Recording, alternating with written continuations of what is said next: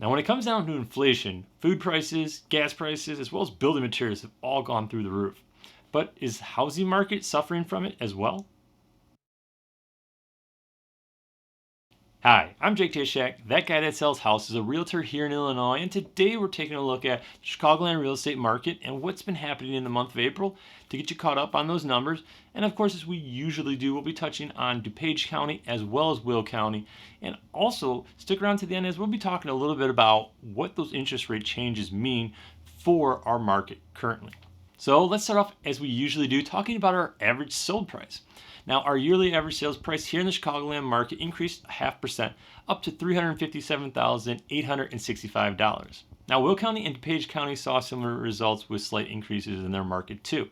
Now, usually our sales price does tie into the amount of homes that we sold, and we saw 12,000 homes come off the market closed in the month of April, and that number is down about 11% when we compare that back to 2021. And you can see that over the past few months, we have widened that gap based off of how hot our last year's market was. In DuPage County itself, those closed sales are down 22% compared to last year. So some big changes. So does that mean prices are going to be suddenly changing? Well, we always want to keep an eye on exactly how many new listings are coming onto the market, because if we do see a large influx of new homes without buyers, that's really where we see our separation in price and a change in direction of the market itself. But when we look at the amount of new listings that did come on the market in April, those numbers were actually down when we compare it back to 2021, down 16%, which is a decent change. Now, if we go back even a little bit further to 2019, that was really the last sort of normal market cycle that we did see.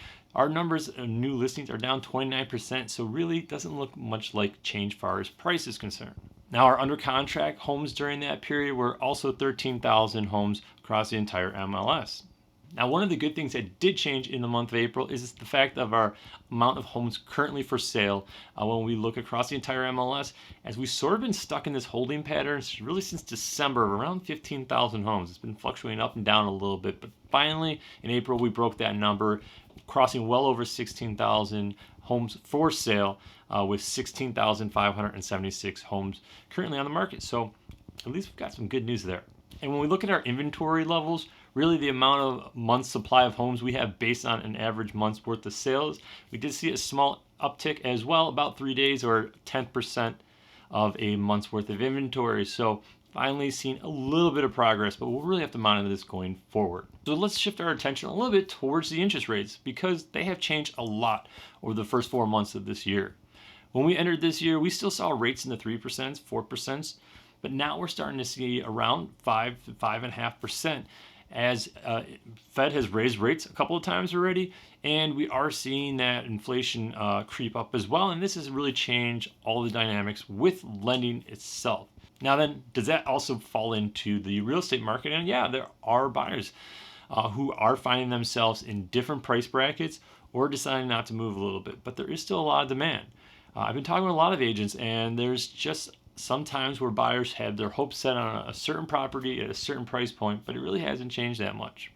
And the fact is, when we look at our new listings that are currently coming onto the market, we're not seeing a big influx. And ultimately, the amount of homes that are on the market available to purchase, that's really going to be what dictates a change in prices. So based on these numbers, as you can see, there is still a lot of activity out there and not a lot of inventory. So the seeing a big correction might not necessarily be in the immediate future. However, will buyers probably be adjusting their game plan and their budget a little bit? Most likely. And budget is definitely a concern. So if you are curious about all the costs associated with purchasing a house, take a look at our video up here. And YouTube thinks you'll like this video here. But if you have any questions at all, or are looking for an agent buying or selling, feel free to give me a call. I'm Jake Tysiak with Keller. Thank you so much for watching. I'll see you in the next one. Bye.